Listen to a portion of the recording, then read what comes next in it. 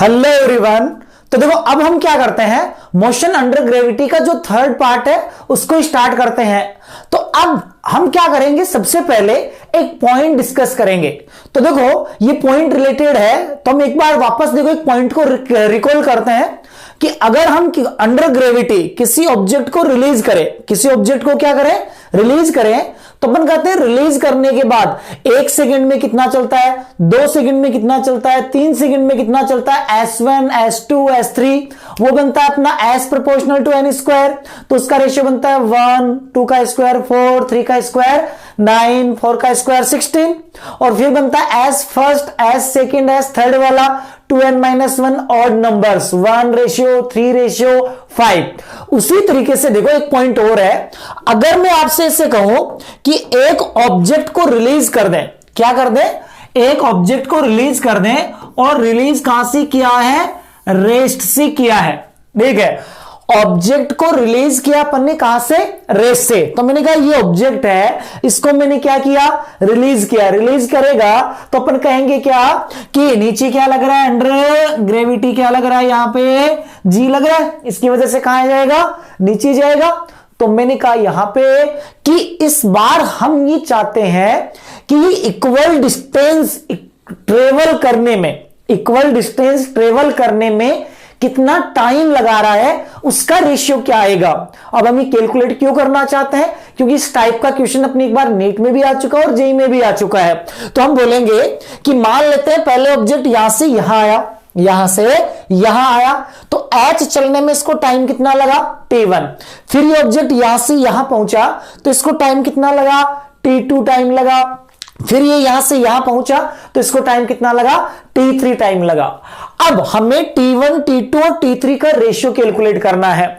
तो इसके लिए हम डायरेक्ट तरीका क्या अप्रोच लगाएंगे, देखो कि अगर मैं किसी ऑब्जेक्ट को रिलीज करूं, किसी ऑब्जेक्ट को रिलीज करूं तो h नीचे आने में उसको टाइम लगता है t = √2h/g। h नीचे आने में कितना टाइम लगता है, इसको √2h/g। तो मैंने कहा मुझे अगर यहां से यहां तक का टाइम कैलकुलेट करना है, ये वाला मुझे यहां से यहां तक का टाइम कैलकुलेट करना है पहले h का, तो मैं बोलूंगा t1 = √2h/g। भाई यहां से यहां तक कितनी डिस्टेंस होगी, h। तो मैंने कहा t1 = √2h/g लिखो, आपके पास टाइम आ जाएगा। चलो ठीक है, फिर हमने कहा ये चाहिए, अब ये चाहिए तो ये तो डायरेक्ट नहीं आएगा।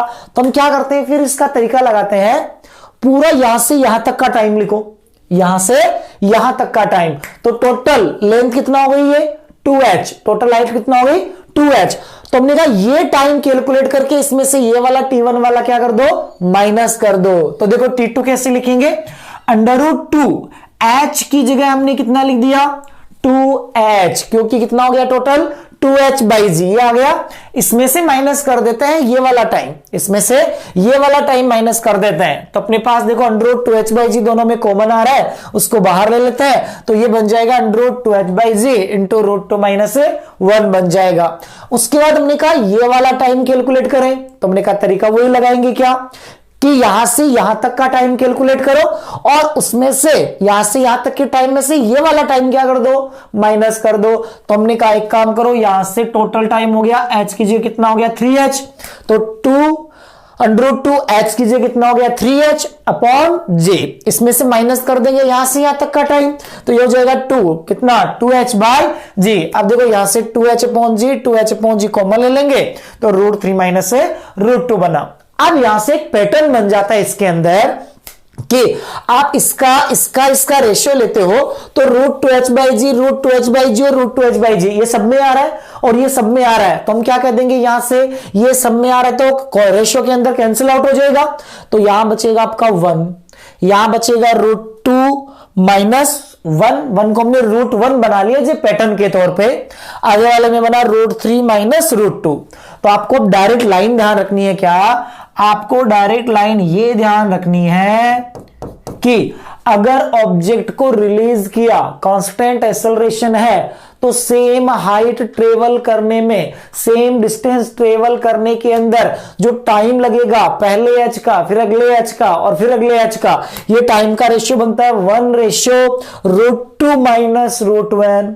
उसके बाद √3 माइनस √2, उसके बाद √4 माइनस √3। तो एक पैटर्न बन जाता है। 3 तक याद कर लो, इतना बहुत होता है। तो क्या अपने पास एक पॉइंट बना कि अगर ऑब्जेक्ट को रिलीज किया तो सेम हाइट ट्रेवल करने में उसको लगे टाइम का रेशियो आता है 1 ratio √2 minus √1 ratio √3 minus √2 ratio √4 minus √3। ये पैटर्न बनता है। तो अपने को याद रहेगा तो हम क्या कर सकते हैं, थोड़ा टाइम बचा सकते हैं क्वेश्चन सोल्व करने में। हालांकि अगर नहीं भी याद है तो भी किया जा सकता है, बस ये है कि थोड़ा सा टाइम बचा सकते हैं, और टाइम का ही तो पेपर में खेल होता है सारा। तो देखो इसके बेसिस पे क्वेश्चन देखते हैं। इसके बेसिस पे देखो क्वेश्चन है, ये आपके जेई में पूछा हुआ क्वेश्चन है, जेई मेंस का क्वेश्चन है। देखो ये जेईई मेंस का सवाल है। देखो क्या क्वेश्चन पूछा है, इन्होंने बोला है ए बॉल इज रिलीज, एक बॉल को रिलीज किया, a ball is released from a height at height से बॉल को रिलीज किया है। If T1 and T2 be the time required to complete first half and second half of distance. मतलब क्या रहा कि ये बोलना चाह रहा है कि आपने क्या किया है, एक बॉल को रिलीज किया है। रिलीज किया तो इन्होंने कहा मान लो कुछ हाइट होगी, ये मान लेते हैं टोटल कितनी डिस्टेंस है, ये d। तो इन्होंने कहा जो फर्स्ट हाफ है यानी कि ये d/2 और नेक्स्ट हाफ ये d/2, ठीक है। तो इन्होंने कहा कि second half of the distance respectively then choose the correct relation between T1 and T2। तो उन्होंने बोला फर्स्ट हाफ ट्रेवल करता है T1 में एंड सेकेंड हाफ ट्रेवल करता है T2 में। तो हमने कहा यहां का जो टाइम इन्होंने बोला है वो कितना बोला है, T1, और सेकेंड हाफ का जो टाइम बोला है वो कितना बोला है, T2। ये तो देखा, देखो ball is released from a height h if T1 and T2 be the time required to complete first half and second half distance. यानी कि फर्स्ट हाफ का टाइम T1 है, सेकेंड हाफ का टाइम कितना है, T2 है। और इन्होंने बोला इन दोनों में रिलेशन क्या आएगा। अब देखो ये तो या तो हम सॉल्व करें या अपने को डायरेक्ट याद है। सेम रिलीज करते हैं तो इनिशियल वेलोसिटी कितना हो गई, 0 हो गई। कितना हो गई, 0। तो अगर अपन ऑब्जेक्ट को रिलीज करें, क्या करें, रिलीज करें, तो फर्स्ट हाफ और नेक्स्ट हाफ ट्रेवल करने में, मतलब बराबर डिस्टेंस ट्रेवल करने में टाइम का रेशियो कितना होता है, 1 रेशियो √2 माइनस √1 रेशियो √3 माइनस √2। यहां 2 ही इंटरवल है, 2 ही है, तो मैं क्या ऐसे बोल सकता हूं, T1/T2 is equal to 1/√2 minus √1। कैसे कह सकता हूं, और मैं अगर ऐसे कह सकता हूं तो क्या मेरा T1 और T2 में रिलेशन आ गया क्या। तो मैंने कहा T2 इज इक्वल टू बना √2 माइनस 1 इंटू T1। ये रिलेशन आ गया आपका किसमें, T2 और T1 के अंदर आ गया है। किसके अंदर आ गया, T2 और T1 के अंदर आ गया है। तो इस तरीके से देखो इस क्वेश्चन को हम बहुत इजीली सॉल्व कर सकते हैं। इसके बाद देखो आगे वाले पॉइंट पे बात करते हैं। देखो आगे एक पॉइंट और है जो थोड़ा अपने को समझना है। देखो हम कह रहे हैं कि जैसे मान लो अगर कोई ऑब्जेक्ट जा रहा है, मूव कर रहा है, क्या कर रहा है, कोई ऑब्जेक्ट मूव कर रहा है। अगर मूव करने वाले ऑब्जेक्ट से, ठीक है, जैसे देखो आप ऐसे सोचो, एक एग्जांपल की बात करता हूं मैं कि जैसे मान लो आप बस में बैठे हो, बस रुकी है, आप बस में से क्या करते हो, साइड खिड़की में से किसी ऑब्जेक्ट को छोड़ते हो, तो जो ग्राउंड पे बैठा है ना उसको दिखता है क्या कि आपने ऑब्जेक्ट को छोड़ा, वो सीधा सीधा नीचे चला गया। ऐसे होता है ना। लेकिन अगर आप बस चल रही है और आप किसी ऑब्जेक्ट को छोड़ते हो तो ग्राउंड पे बैठे को ऐसा लगता है कि वो ऑब्जेक्ट आगे जाके गिरा है। आपको भी दिखता है थोड़ा कि वो ऑब्जेक्ट है वो क्या हो रहा है, आगे जा रहा है, आगे जाके फिर गिरता है। तो उसी से रिलेटेड पॉइंट है। क्या पॉइंट है, पहला तो कि अगर कोई ऑब्जेक्ट को रिलीज कर रहा है, डिटैच हो रहा है, कोई ऑब्जेक्ट किसी से क्या हो रहा है, डिटैच हो रहा है या उससे रिलीज हो रहा है, तो उस केस में क्या ध्यान रखोगे कि अगर मैंने अपने हाथ से किसी चीज को डिटैच किया, रिलीज किया, तो मैं बोलूंगा अगर मेरा हाथ रुका हुआ है रेस्ट में, अगर मेरा हाथ क्या है, रुका हुआ है रेस्ट में है, तो मैं कहूंगा कि रिलीज करने के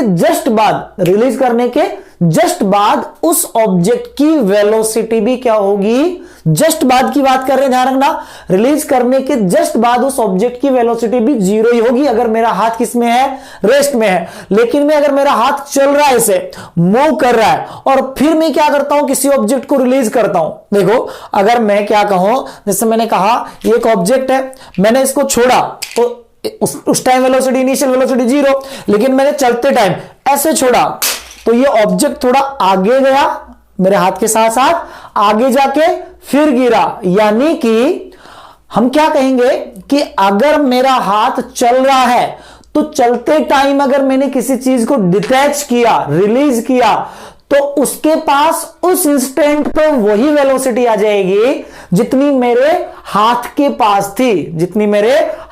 पास थी, बट एक्सेलरेशन का इस चीज से कोई लेना देना नहीं है। यानी कि अगर मेरा हाथ उस टाइम पे 10 मीटर पर सेकंड से चल रहा था आगे की तरफ, तो उस इंस्टेंट पे ऑब्जेक्ट के पास भी वेलोसिटी कितना आएगी, 10 मीटर पर सेकंड आगे की डायरेक्शन में आ जाएगी, रिलीज करने के, डिटैच करने के तुरंत बाद। लेकिन एक्सेलरेशन का मेरे हाथ से उसके बाद, रिलीज होने के बाद कोई लेना देना नहीं है। उस पर लगने वाले जो नेट फोर्सेज है किस कंडीशन में है, उस बात से एक्सेलरेशन का लेना देना होता है। तो एक पॉइंट याद रखोगे, एक पॉइंट रिमेंबर करोगे, क्या कि मूविंग बॉडी किसी ऑब्जेक्ट को रिलीज करे, मूविंग बॉडी किसी ऑब्जेक्ट को रिलीज करे तो ऑब्जेक्ट के पास वही वेलोसिटी आ जाएगी जिसने उसको रिलीज किया है उस इंस्टेंट पे। बस एक लाइन और याद रख लेना, उस एट दैट इंस्टेंट,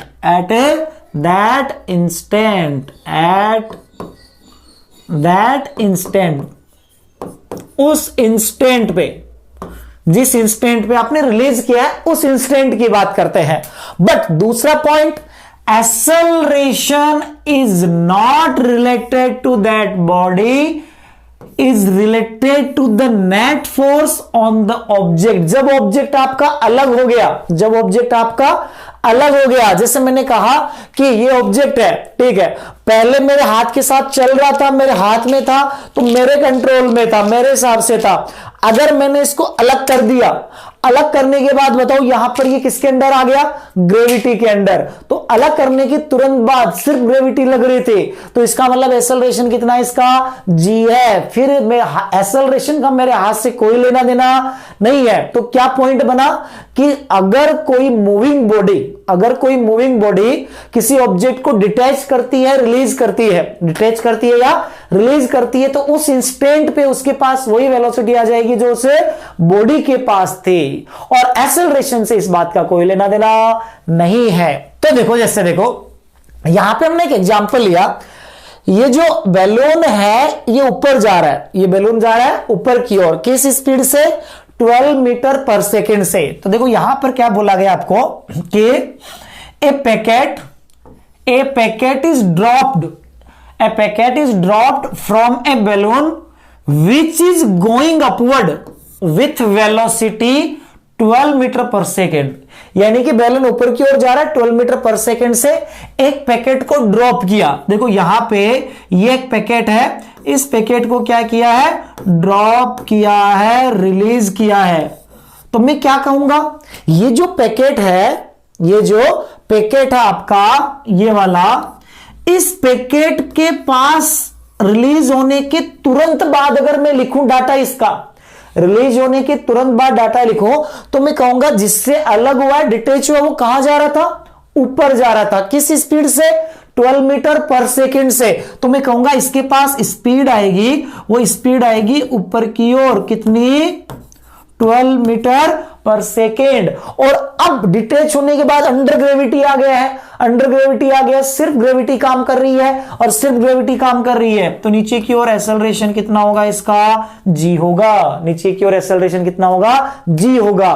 तो अब सिनेरियो देखो क्या बना कि ऑब्जेक्ट को आपने यहां से ऊपर फेंका है, एक तरीके से ऑब्जेक्ट ऊपर जाएगा और फिर वापस एक हाइट पे जाके वेलोसिटी कितना हो जाएगी, 0। उसके बाद वापस ऑब्जेक्ट कहां आएगा, नीचे आएगा। तो इन्होंने बोला देखो क्या, the velocity of packet after 2 second will be, 2 second के बाद इसकी वेलोसिटी कितना हो जाएगी। तो हमने कहा देखो ऊपर वाली डायरेक्शन को पॉजिटिव मान लेते हैं और नीचे वाली डायरेक्शन को नेगेटिव मान लेते हैं। ये तो सीधा सा क्वेश्चन बन गया आपके मोशन अंडर ग्रेविटी का, जहां इनिशियल वेलोसिटी ऊपर है, नीचे एक्सेलरेशन जी है। तो अब देखो अपन क्या कहेंगे कि 2 सेकेंड के बाद वेलोसिटी पूछी है, तो हमने कहा वेलोसिटी इनिशियल है, एक्सेलरेशन है, तो मैंने कहा मैं लगा दूंगा first equation of motion v is equal to u plus at।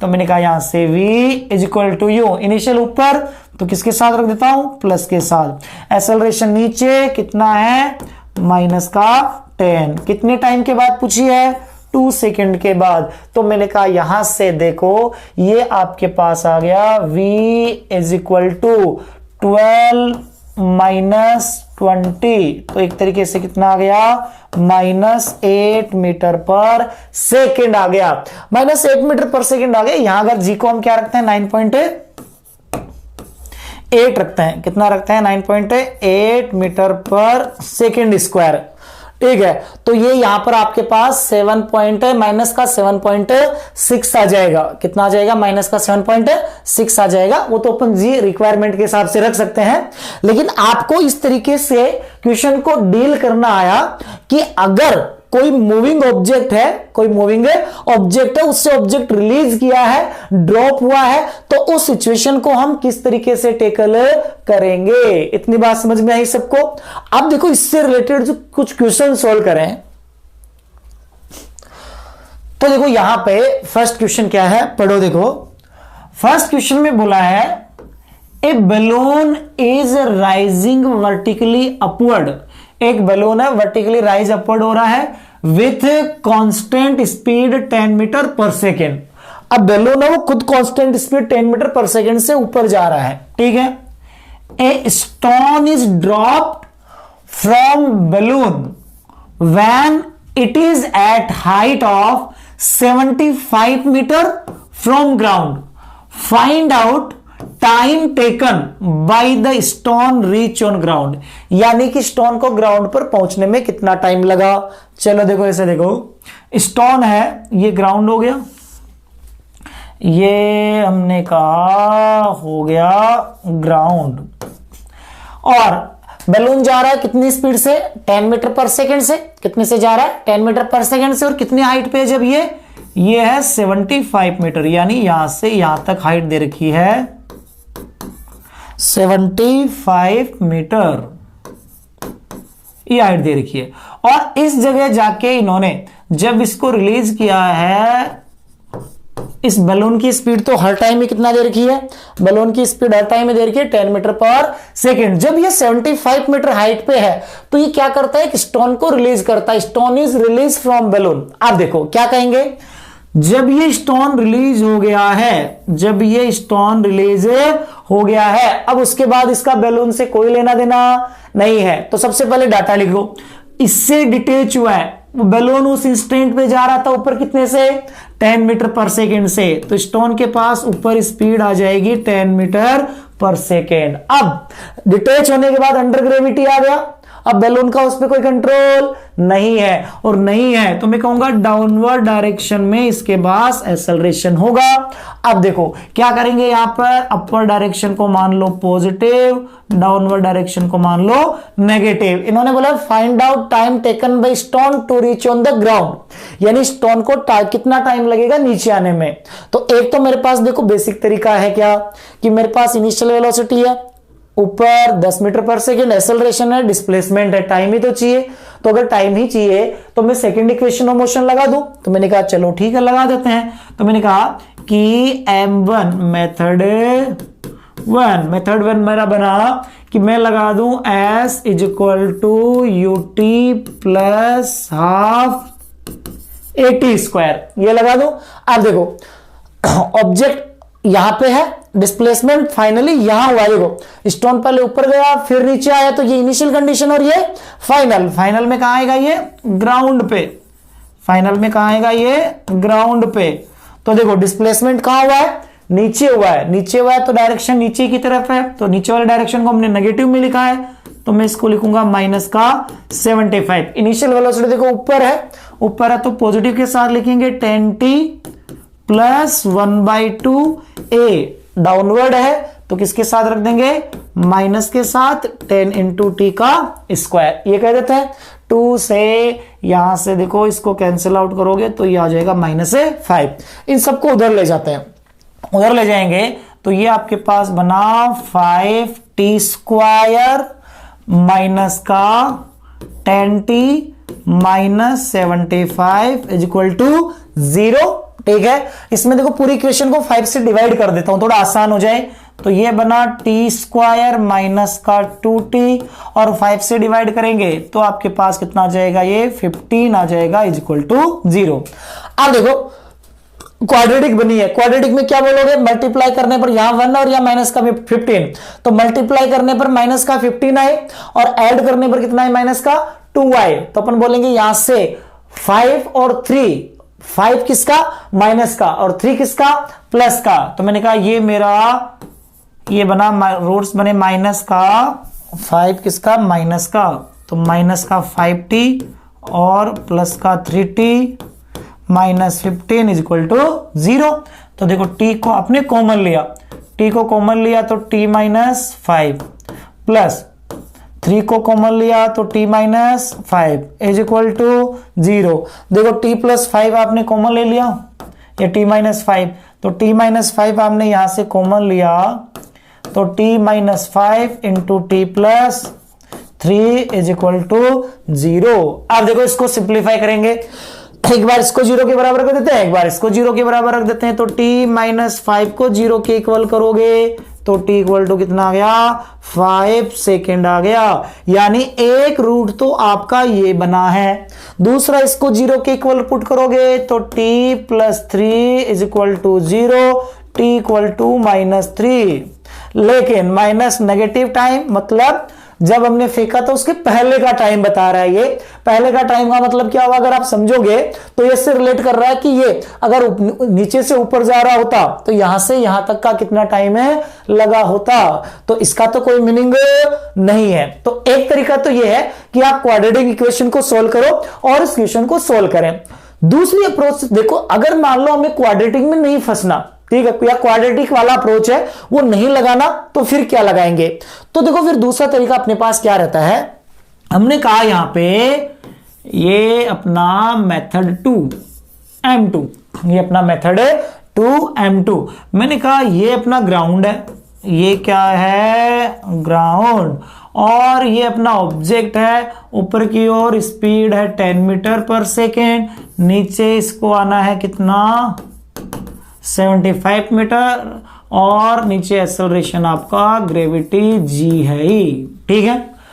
अब देखो इसको ऐसे रिलेट करो कि ये ऑब्जेक्ट यहां से ऊपर जाएगा और एक जगह जाके इसकी वेलोसिटी क्या हो जाएगी, 0, एक जगह जाके इसकी वेलोसिटी क्या हो जाएगी, 0 वेलोसिटी हो जाएगी।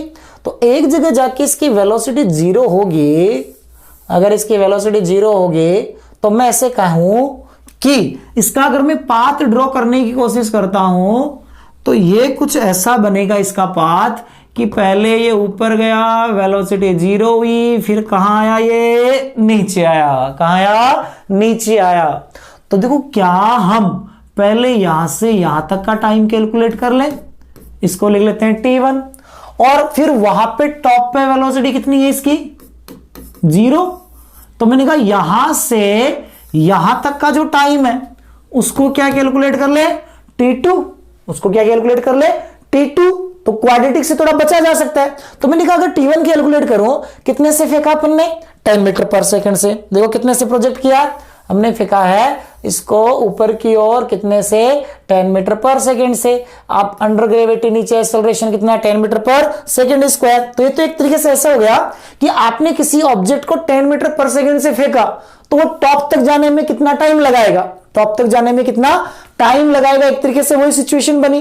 तो मैंने कहा ऊपर जाने में तो टाइम लगता है, वो तो u बाई जी आता है, कितना आता है, u बाई जी आता है। तो अगर u बाई जी आता है तो हमने कहा u बाई जी कैलकुलेट करें यहां से, तो हमने कहा यहां पे t1 is equal to u by g वाला तरीका लगाए, u कितना है 10 डिवाइडेड बाई 10 यानी कि ये तो कितना आ गया, 1 सेकंड आ गया, कितना आ गया, 1 सेकंड आ गया। दूसरा यहां से यहां तक, तो ये हाइट तो है यहां से यहां तक, ये तो है, ये चाहिए, ये चाहिए, ये मिले तो काम हो। तो बताओ u से फेंके कितना ऊपर जाता है, u²/2h, क्या नहीं बता सकते? हमने कहा h = u²/2g। ठीक है, तो h = u²/2g लगाओगे तो 10 का square divided by 2 into g, 10 से 10 cancel out, 10 divided by 2 5 metre, यानी कितना ऊपर गया है ये, 5 मीटर ऊपर गया। और 5 मीटर ऊपर गया है तो देखो यहां से यहां तक टोटल कितना हो गया, 75 + 5 80, कितना हो गया, 80 हो गया। और 80 हो गया तो मैंने कहा T2 = √2h, क्योंकि देखो इनिशियल वेलोसिटी कितना है, 0, ऑब्जेक्ट को ड्रॉप करे तो नीचे आने में कितना टाइम लगता है, √2h/g, तो √2h, h कितना हुआ तुम्हारा, 80 डिवाइडेड बाई g, या चलो फॉर्मूला लिख देते हैं, क्या लगा रहे हैं यहां से, √2h/g लगा रहे हैं। तुमने कहा टोटल हो गया 2 इंटू h, कितना हो गया, 80 डिवाइडेड बाई g, 10 से 10 कैंसिल आउट, 16 का रूट कितना हो गया, 4 सेकेंड। तो बताओ टोटल टाइम कितना आ गया आपका, T1 + T2 = बना है 1 + 4, कितना हो गया ये, 5 सेकेंड। अब देखो तो मैंने पूरा लिखा है तो टाइम लग रहा है इतना, वरना देखो अगर दोबारा इस चीज को आपको अप्लाई करना हो, आप कहोगे टाइम चाहिए, 10 से गया u/g, कितना टाइम लगा, 1 सेकेंड, कितना ऊपर गया, u²/2g, 5 मीटर ऊपर गया, 5 और 8 75, 80 नीचे आने में कितना टाइम लगा, √2h/g, 4 लगा, 4 और 1 5 सेकेंड, तो ऊपर जाके नीचे आने में टोटल कितना टाइम लगा, इसको 5 सेकेंड का टाइम लगा। यानी कि बहुत ही इजी वे में हम क्या कर सकते हैं, इस तरीके से क्वाड्रेटिक को ना यूज में लेते हुए सॉल्व कर सकते हैं। बाकी अपनी मर्जी, जैसे अपन सॉल्व करना चाहे वैसे आप लोग कर सकते हो। उसके बाद देखो नेक्स्ट क्वेश्चन की बात करते हैं।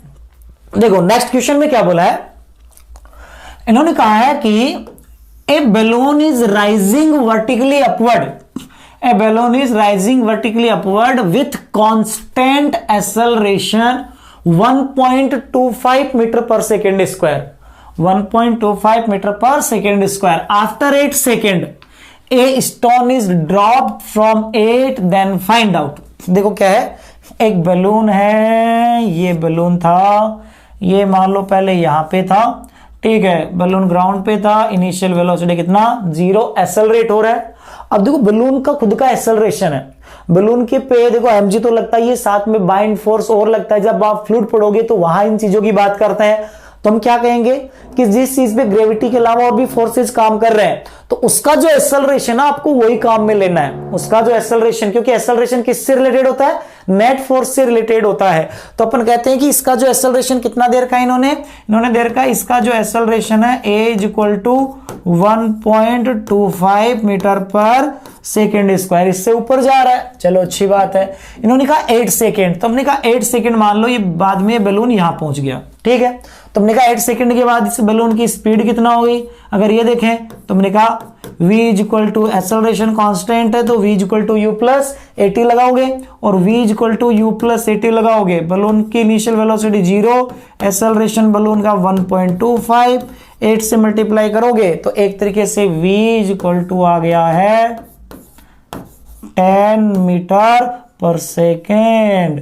यानी कि इस टाइम पे ये बैलून ऊपर कितने से जा रहा था, 10 मीटर पर सेकेंड से जा रहा था। किससे जा रहा था, 10 मीटर पर सेकेंड से जा रहा था। अब देखो इन्होंने क्या बोला है कि यहां से एक स्टोन को ड्रॉप किया, यहां से क्या किया, एक स्टोन को ड्रॉप किया, यहां से स्टोन को ड्रॉप किया, तो पहला बोला इन्होंने displacement of the stone when it reach on the ground, जब ये ग्राउंड पे पहुंचेगा तो इसका डिस्प्लेसमेंट कितना हो जाएगा।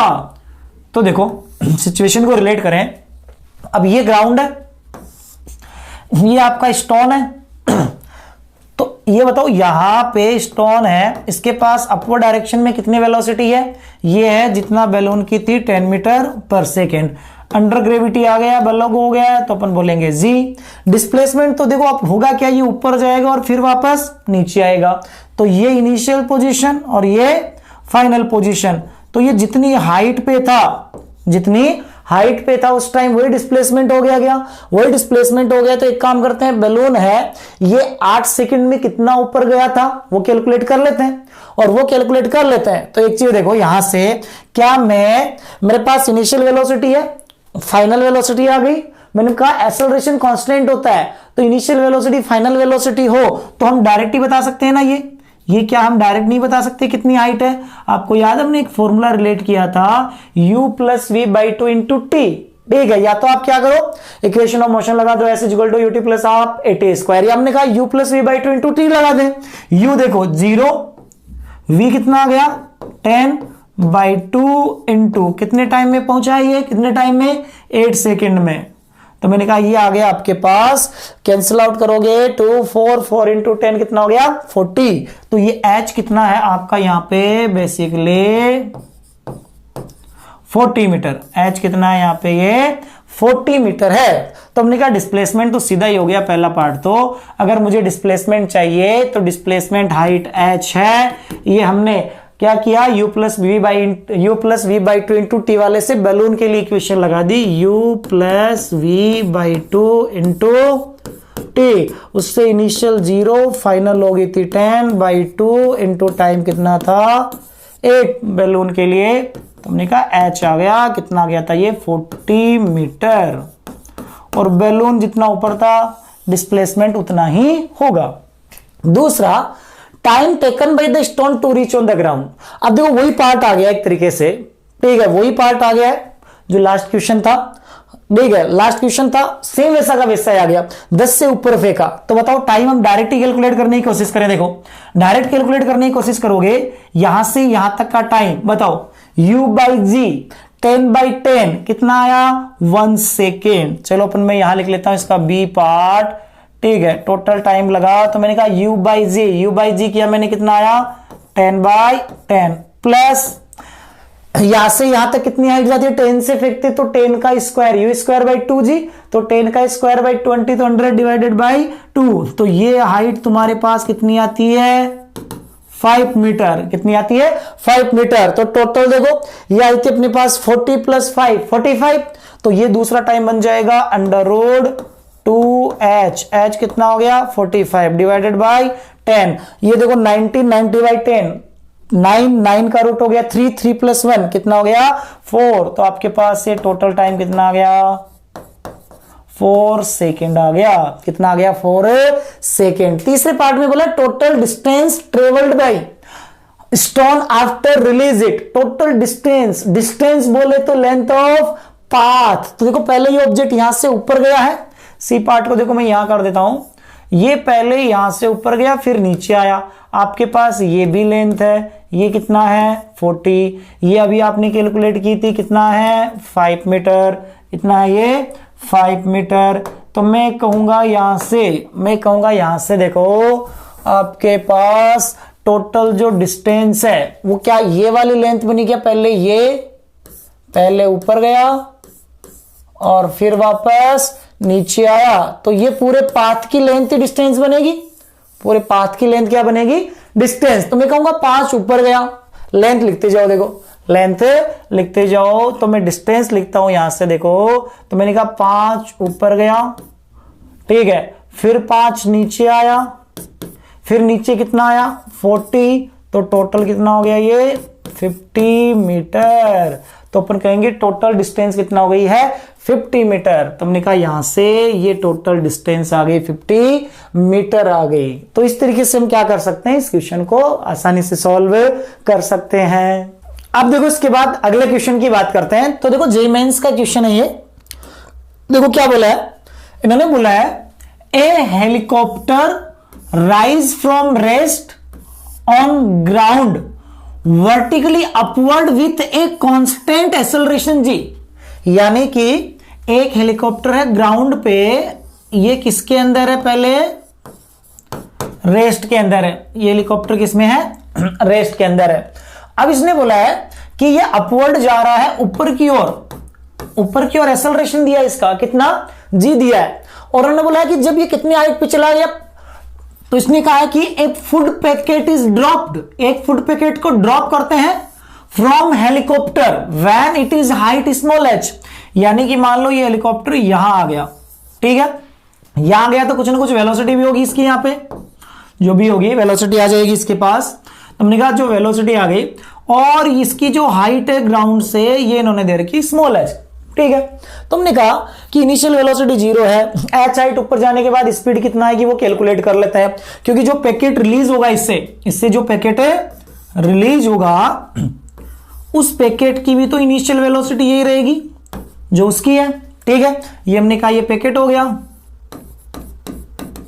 ये पैकेट, और रिलीज होने के बाद एक्सेलरेशन नीचे। अब हमने कहा देखो v कितना आएगा, तो हमने कहा यहां से देखो इनिशियल वेलोसिटी 0, एक्सेलरेशन ऊपर, तो अपन वही तरीका लगा लेते हैं, ऊपर की डायरेक्शन को पॉजिटिव मान लेते हैं और नीचे की डायरेक्शन को नेगेटिव मान लेते हैं। वेलोसिटी भी ऊपर है, डिस्प्लेसमेंट भी ऊपर है, एक्सेलरेशन हेलीकॉप्टर का है, तो हेलीकॉप्टर का लेना ध्यान रखना, ठीक है। तो हमने कहा यहां से ऊपर की ओर एक्सेलरेशन कितना है, g है, तो मैंने कहा इक्वेशन ऑफ मोशन लगा देता हूं मैं थर्ड, तो v square is equal to u square plus 2a की जगह g है, s की जगह h है, तो v आ गया अंडर रोड 2gh, v कितना आ गया अंडर रोड 2gh आ गया, यानी कि मैंने कहा ये जो v है v तुम्हारा आ गया अंडर रोड 2gh, कितना आ गया अंडर रोड 2gh आ गया है, ये v आ गया।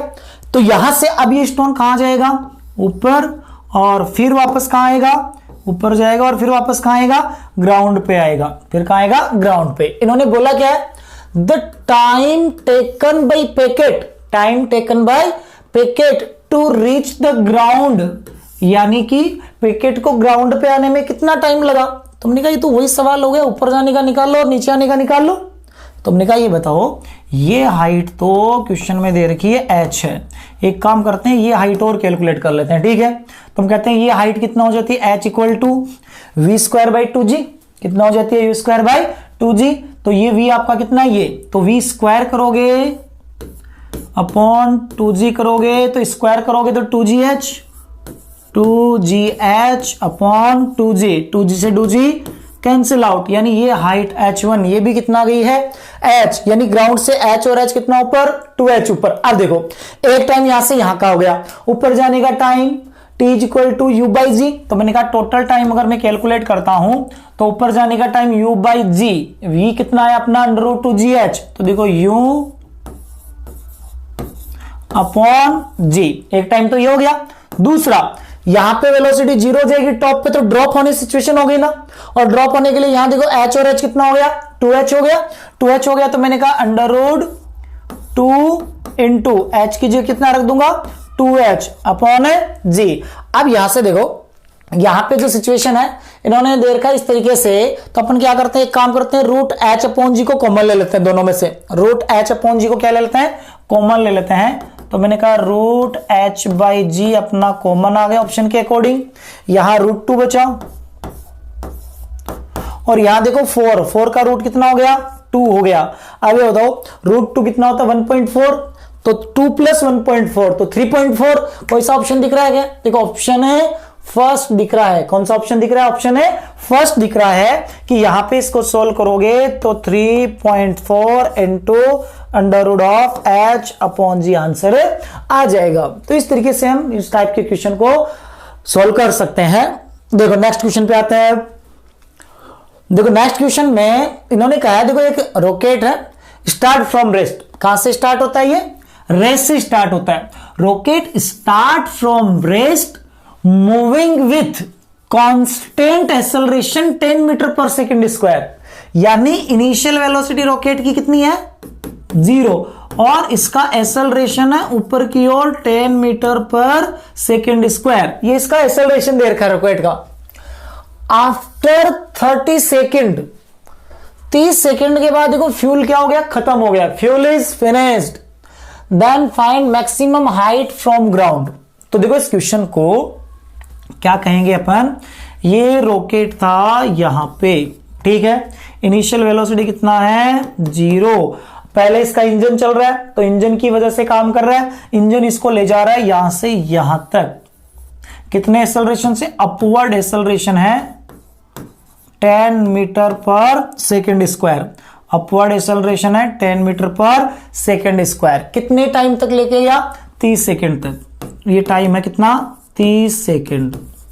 उसके बाद इंजन बंद हो गया, फ्यूल खत्म हो गया, फ्यूल खत्म हो गया तो अब इंजन का कोई कंट्रोल नहीं है। अब मुझे बताओ, ये हो गया एक नॉर्मल ऑब्जेक्ट की तरह हो गया, ये किसकी तरह हो गया, नॉर्मल ऑब्जेक्ट की तरह हो गया। अब सिर्फ इस पे क्या लग रही है, ग्रेविटी काम कर रही है, क्या कर रही है, ग्रेविटी काम कर रही है, mg लग रहा है। तो हम कहेंगे जब फ्यूल फिनिश हो गया है, फ्यूल फिनिश हो गया है, उसके बाद जो मोशन होगा वो होगा फ्री फॉल वाला। कौन सा होगा, फ्री फॉल वाला। उसके बाद जो ऑब्जेक्ट का एक्सेलरेशन होगा वो अंडर ग्रेविटी मोशन हो जाएगा। तो अब कहेंगे इसके बाद ये ऑब्जेक्ट है, ये एक तरीके से ऐसे काम करेगा कि जा तो ऊपर रहा है और इस पे एक्सेलरेशन डाउनवर्ड नीचे हो रहा है। तो देखो ये क्या होगा, पहले ऊपर जाएगा और ऊपर जाने के बाद फिर वापस कहां आएगा, नीचे, और यहां पे आके इसकी वेलोसिटी रॉकेट की कितना हो जाएगी, 0। तो हमने कहा कि ये यहां से यहां तक और एक्स्ट्रा गया, तुमने कहा ये h2 मान लो, और ये कितना मान लो, यहां से यहां तक वाला ये मान लो कितना है, पहले वाला h1। इसने बोला then find maximum height from ground, यानी h1 प्लस h2 की वैल्यू चाहिए। अब मैंने कहा देखो ये पॉइंट ए कहा हमने, ये पॉइंट बी कहा, ये मान लो पॉइंट सी है, क्या है, ये पॉइंट सी है। अगर मुझे यहां की वेलोसिटी मिल जाए ना तो मैं ऊपर वाली हाइट इजीली कैलकुलेट कर लूंगा। तो मुझे पहले यहां की वेलोसिटी और ये हाइट दोनों चाहिए। तो मैंने कहा एक काम करता हूं, बी की वेलोसिटी कैलकुलेट करता हूं। बी की वेलोसिटी कैलकुलेट करूंगा तो देखो यहां हर जगह मैं क्या कर लेता हूं, अपवर्ड डायरेक्शन को पॉजिटिव ले लेता हूं और डाउनवर्ड डायरेक्शन को नेगेटिव ले लेता हूं। ठीक है, ऊपर जा रहा है, एक्सेलरेशन ऊपर है, तो मैंने कहा अगर वेलोसिटी चाहिए बी पे तो फर्स्ट इक्वेशन ऑफ मोशन लगा दूं। तो मैंने कहा यहां पे v b is equal to u plus AT लगाएंगे। तो u तो कितना है, 0, एक्सेलरेशन अपवर्ड 10, कितने सेकंड के बाद इंजन का ये फ्यूल खत्म हुआ, 30 सेकेंड, तो 30 सेकेंड। तो b पर वेलोसिटी आ गई आपके पास 30 मीटर पर सेकेंड। एक्सेलरेशन कांस्टेंट है, a और b पर वेलोसिटी आ गई तो s बता सकते हैं, डायरेक्ट लगा देते हैं, s is equal to u plus we by 2 into t, उसको यूज में ले लेते हैं। तो मैंने कहा h1 is equal to you कितना 0, v कितना 30, तो हमने कहा यहाँ 30 का 300, देखो ये कितना आएगा, ये आएगा आपका 30 मल्टीप्लाई बाई 10, तो ये बना 300 मीटर पर सेकेंड। तो 0 प्लस 300 डिवाइडेड बाय 2 इंटू कितना टाइम, 30। तो हमने कहा इसको मल्टीप्लाई किया, ये आपके पास कितना बन गया, यहां से सॉल्व करने के बाद ये इसको कैंसिल आउट किया तो 15। तो हमने कहा h1 है, ये आपके पास आ गया है 4500 मीटर, कितना आ गया है, 4500 मीटर। तो ए से बी तक तो इंजन का मोशन कंसीडर होगा, इंजन का इफेक्ट कंसीडर होगा। बी से लेके सी तक मोशन कैसा है, अंडर ग्रेविटी। बी से सी तक या after b motion is free fall condition, motion कैसा है, फ्री फॉल है कंडीशन की तरह है। तो हम कहेंगे आफ्टर बी फ्री फॉल की तरह आपको कंसीडर करना है, नॉर्मल अंडर ग्रेविटी की तरह आपको कंसीडर करना है। तो देखो यहां वेलोसिटी आ गई, यहां से कितना ऊपर गया, तो हम कहते हैं अंडर ग्रेविटी अगर u स्पीड देते हैं ऑब्जेक्ट को तो कितना ऊपर जाती है, u स्क्वायर बाई 2g, कितना ऊपर जाती है, u स्क्वायर बाई 2g। तो हमने कहा यहां से h2 आपके पास आ गया u स्क्वायर, यानी b पर स्पीड आ गई तो vb का स्क्वायर अपॉन 2g। vb देखो vb कितना आ गया था अपने पास 300, तो 300 multiply by 300 divided by 2 into g कितना 10। तो मैंने कहा एक 10 से 10 कैंसिल आउट, 2 से ये कैंसिल आउट करोगे तो ये कितना आ गया 15। तो हमने कहा यहां से ये भी कितना आ गया आपके पास 4500 मीटर। अब बताओ, ये भी 4500 मीटर, ये भी 4500 मीटर। ग्राउंड से हाइट पूछी है तो h मैक्स हो गया, दोनों को ऐड कर दोगे तो ये बन जाएगा 9000 मीटर। तो इस तरीके से जब भी बैलून का इंजन काम कर रहा हो, यानी कोई भी ऑब्जेक्ट जो अपने आप चल सकता हो, उसके अंदर खुद के अंदर चलने का कुछ इंजन हो या कोई भी कैरेक्टर हो, तो आपको उसी का मोशन, उसी के एक्सेलरेशन आपको कंसीडर करने हैं। लेकिन जब उसका इफेक्ट खत्म हो जाता है, सिर्फ mg काम करे, तो हम कहेंगे ये हो जाएगा मोशन अंडर ग्रेविटी। तो अपन फ्री फॉल वाला कंडीशन लगा के उसको उस तरीके से टेकल कर सकते हैं। अब इसके बाद देखो एक पॉइंट और आता है, वो क्या है कि अगर कई बार क्वेश्चन के अंदर वो अर्थ की ग्रेविटी के साथ साथ में एयर का इफेक्ट भी इंक्लूड कर देता है। क्या कर देता है? एयर का इफेक्ट भी। अब एयर का इफेक्ट भी इंक्लूड कर देता है तो काइनेमेटिक्स में तो देखो फोर्स का रिलेशन आता नहीं है, फोर्स की बात नहीं करते, इसलिए वो क्या करता है कि उसकी वजह से जो उसमें रिटार्डेशन आएगा। देखो होता क्या है, आप अगर हम क्या करें, जैसे मैंने क्या करता हूं, मैं इधर चलता हूं तो एयर मुझे क्या करेगी, जाने से रोकेगी। हमेशा मीडियम का जो रेजिस्टिव होता है, रेजिस्टिव फोर्स होता है, वो चलने का अपोज करता है। यानी अब अगर इधर चलोगे तो पीछे लगेगा, पीछे चलोगे तो आगे लगेगा, आगे चलोगे तो पीछे लगेगा, पीछे चलोगे तो आगे लगेगा। तो उस फोर्स का जो इफेक्ट आएगा, एक्सेलरेशन आएगा, वो दे रखा होता आपको। यानी कि अगर मैंने कहा कि ये एक ऑब्जेक्ट है, ठीक है, अगर ये ऑब्जेक्ट ऊपर जा रहा है, कहां जा रहा है? ऊपर, इसकी वेलोसिटी किधर है? ऊपर की ओर है। तो एयर का जो रेजिस्टेंस होगा, एयर का जो रिटार्डेशन होगा, वो किधर होगा? नीचे की ओर। यानी कि जो ए आएगा due to air, due to air का रेजिस्टेंस है, ठीक है, उसकी वजह से जो रिटार्डेशन बनेगा वो पीछे बनेगा। अगर मैंने ऑब्जेक्ट को कहां किया, फेंका? नीचे फेंका। अगर वेलोसिटी किधर है? नीचे है। अगर वेलोसिटी नीचे है तो मैंने कहा अगर इसकी वेलोसिटी नीचे है तो एयर का जो रेजिस्टेंस होगा, उसका जो ए आएगा वो किधर आएगा? ऊपर आएगा। किधर आएगा? ऊपर। तो मैं ए को जो लिख रहा हूं, ए है retardation due to air resistance, retardation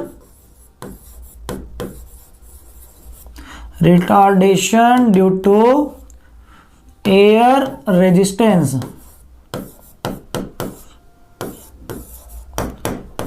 air resistance ये है।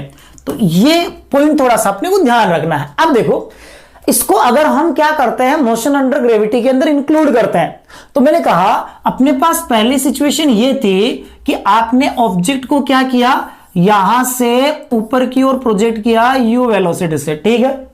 ऑब्जेक्ट जाता है ऊपर और फिर नीचे आता है, टॉप पे वेलोसिटी कितना होती है? 0। तो पहले अपन करते थे जितना टाइम ऊपर जाने में लगेगा उतना टाइम है नीचे आने में लगेगा, ठीक है। वही सारी की सारी चीजें हैं। तो देखो अब क्या करना है, एक बार अपवर्ड जर्नी, डाउनवर्ड जर्नी के लिए वही सारी चीजें देखनी है। तो इसको ऐसे समझो, देखो मैंने कहा for upward motion, for upward motion की बात करूं मैं, तो अपवर्ड मोशन के अंदर मैं क्या कहूंगा, ये जो मेरा ऑब्जेक्ट है इस पे mg का g भी नीचे है या नहीं है, और रिटार्डेशन की वजह से a भी नीचे है। तो मैं ऐसे कह देता हूं कि यहां मेरा जो g है उसको मैं रिप्लेस कर देता हूं g इफेक्टिव से, और वो बन गया है g प्लस a। यानी इक्वेशन से लगाऊंगा तो मैं अब ओवरऑल इफेक्ट लूंगा एक्सेलरेशन का, उसको क्या रख दूंगा? g प्लस a, और g प्लस a रख दूंगा तो मैं कहूंगा ऊपर जाने का मेरा जो टाइम आएगा ऑब्जेक्ट के लिए वो बन जाएगा u upon g plus a, ये टाइम बन जाएगा। और मैक्सिमम जो हाइट है, मैक्सिमम जो हाइट है ये बन जाएगी u स्क्वायर बाई 2g था पहले, तो अब बन जाएगा twice of g plus a, ये क्या बन जाएगी? मैक्सिमम हाइट बन जाएगी। चलो ठीक है, अच्छी बात है। अब हमने कहा नीचे आने का टाइम देखें, नीचे आने का टाइम है, देखें कि नीचे आने का टाइम कितना होगा। तो मैंने कहा अगर नीचे आने का टाइम देखा जाए, नीचे आने का टाइम देखा जाए तो फिर उसके लिए यहां से यहां तक का मोशन होगा। तो मैंने कहा for downward motion, for downward motion, तो मैंने कहा यहां से डाउनवर्ड मोशन की बात करते हैं।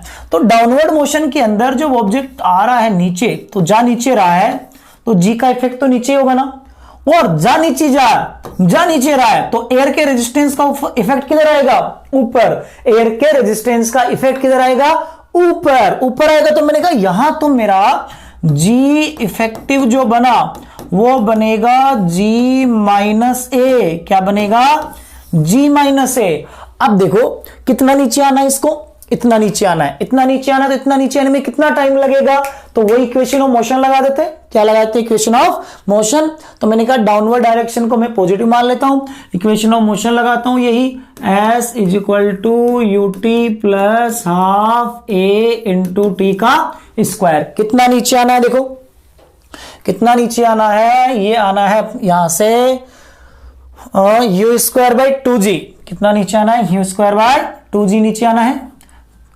तो यहां हमने कहा s हो गया you square divided by twice of g effective क्या था, g प्लस ए।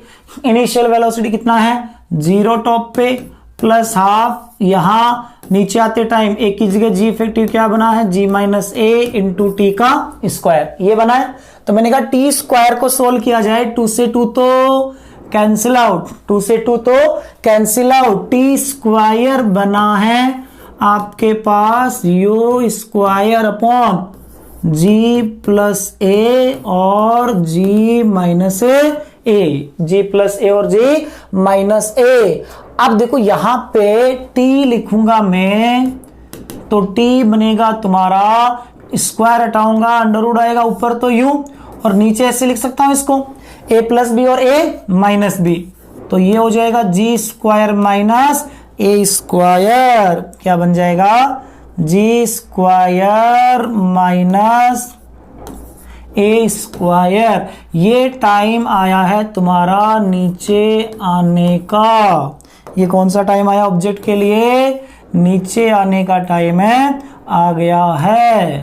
तो देखो ये डाउन, टी डाउन आ गया, ठीक है।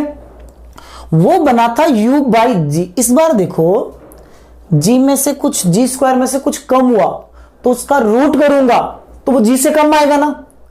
देखो अगर केवल g हो, जी स्क्वायर होता तो रूट करता तो g आता, कुछ कम हुआ है उसमें से तो उसका रूट करूंगा तो g से कम आएगा, और g से कम का डिवाइड करूंगा तो ये टाइम क्या मिलेगा, ज्यादा। यानी देखो इधर देखो, मतलब क्या हुआ, इस बार नीचे आने में जो टाइम लगा है ये ऊपर जाने वाले टाइम से क्या है, ज्यादा है। अगर आप एयर का रेजिस्टेंस इंक्लूड कर लेते हो, अगर आप एयर का रेजिस्टेंस इंक्लूड करते हो तो ऊपर जाने का टाइम और नीचे आने का टाइम अगर कंपेयर करें तो नीचे वाले में टाइम क्या लगता है, ज्यादा। नीचे वाले टाइम क्या लगता है, ज्यादा। या इसको देखो डायरेक्टली, थोड़ा सा लॉजिकली सोचो, सेम हाइट को कवर कर रहे हैं, जितना ऊपर जा रहा है उतना नीचे आ रहा है ना।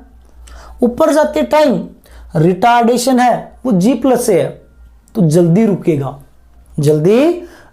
या ऐसे कहें, इतनी हाइट को ट्रेवल करने में, रुकने में रिटार्डेशन स्पीड तेज कम होगी, स्पीड तेज कम होगी तो जल्दी रुक जाएगा, वापस वहीं पहुंचेगा, वापस वहीं तक जाना है। तो अब जो एक्सेलरेशन है ना वो जी प्लस ए नहीं है, जी माइनस ए है। तो धीरे बढ़ रही है स्पीड, धीरे बढ़ रही है तो वहीं तक जाने में टाइम क्या लगेगा, ज्यादा। क्या लगेगा, ज्यादा। और दोनों टाइम का अगर रेशियो लें, टी अप और टी डाउन का, हमने कहा टाइम का रेशियो लिया जाए, T up upon t down. तो हमने कहा ऊपर वाला जाने वाला टाइम था u अपॉन जी प्लस ए, डाउन वाला देखो अभी हमने लिखा है, इसको चलो ऐसे लिख देते हैं, u upon under root of g plus a into g minus a. थोड़ा कैंसिल आउट हो जाए तो u से u आपका कैंसिल आउट। अब देखो एक g प्लस ए से एक बच जाएगा, अंडर रूट का एक कैंसिल आउट हो जाएगा और यहां एक बच जाएगा, तो यह आपका रूट g माइनस ए ऊपर। तो मैंने कहा यहां से t up upon t down, ये बना आपका under root of g minus a upon g plus a. यानी कि ऊपर और नीचे जाने के टाइम का जो रेशियो बना है वो कितना बना है, under of g minus a upon under of g plus a, under of g minus a upon g plus a. इसका बस ध्यान रखना, जाने में कम लगता है, आने में ज्यादा लगता है, तो ऊपर माइनस आ जाएगा और नीचे प्लस आ जाएगा। और आप इस इक्वेशन को याद भी कर सकते हो, कई बार इससे एक बार क्वेश्चन पूछा हुआ इसी इक्वेशन से रिलेटेड, ठीक है। एक पॉइंट और ध्यान रखना इसके अंदर आपको, क्या, अगर मैं कहूं यहां स्पीड v है, कितनी है, v है, तो एक चीज बताओ कि जितनी हाइट में स्पीड कम हुई थी, क्या उतनी हाइट में स्पीड वापस उसी के बराबर आएगी या कम आएगी? लॉजिकली सोचो, पहले तेज कम हुई फिर धीरे बढ़ी, पहले तेज कम हुई फिर धीरे बढ़ी, तो सेम जगह जाने पर स्पीड उतना नहीं बढ़ पाएगी जितना यहां पे थी। तो जब ये लौट के वापस आता है, जब ये लौट के वापस आता है, तो लौट के वापस आने पर सेम लेवल पे जो स्पीड होती है वो ऊपर जाते टाइम से नीचे आते टाइम क्या रहती है, कम रहती है। तो हम कहते हैं ये जो v होता है, ये यहाँ पे आपके पास जो v है ये u से क्या होता है, कम होता है। v की वैल्यू u से क्या होती है, कम होती है। दूसरा एक पॉइंट आपको इसमें और ध्यान रखना है, क्या, एक पॉइंट और ध्यान रखोगे इसमें, एक पॉइंट आप याद रखोगे, देखो कि जब आप ऑब्जेक्ट को रिलीज करते हो, जब आप ऑब्जेक्ट को रिलीज करते हो, दूसरा पॉइंट अपना ये था, हमने कहा अगर हमने ऑब्जेक्ट को रिलीज किया, हमने ऑब्जेक्ट को रिलीज किया कितनी हाइट से, h, बताओ नीचे आने में कितना टाइम लगेगा? तो मैं कहूंगा ऑब्जेक्ट रिलीज होगा, तो बताओ g तो नीचे, एयर का इफेक्ट कहां आएगा, ऊपर, तो मैं कहूंगा g इफेक्टिव मेरा बन जाएगा क्या, g माइनस ए। तो g माइनस ए को रिप्लेस कर दूंगा, बताओ नीचे आने में कितना टाइम लिखते थे, t equal to under root of 2h upon g की जगह g इफेक्टिव आ गया g माइनस ए। नीचे आने पर स्पीड क्या लिखते थे आप, अंडर रूट 2gh, तो g की जगह क्या हो गया, g माइनस ए इंटू h हो गया। तो इस तरीके से आप क्या कर सकते हो, रिलेट कर सकते हो, g इफेक्टिव वाले तरीके से, g इफेक्टिव वाले तरीके से रिलेट कर सकते हो। और याद केवल बस एक फॉर्मूला याद रख लो कि ऊपर जाने में टाइम तो वही u अपॉन जी प्लस ए आता ही है, नीचे आने वाले में थोड़ा सा रहता है कि u upon under of g square minus a square आता है, और दोनों का रेशियो कितना बनता है, under of g minus a upon है जी प्लस ए, ये रेशियो बनता है दोनों का। जैसा देखो इसके ऊपर बेस्ड एक क्वेश्चन सोल्व करें, तो देखो क्वेश्चन क्या है कि ए particle is throne upward from ground, it experience a constant resistance force which can produce retardation 2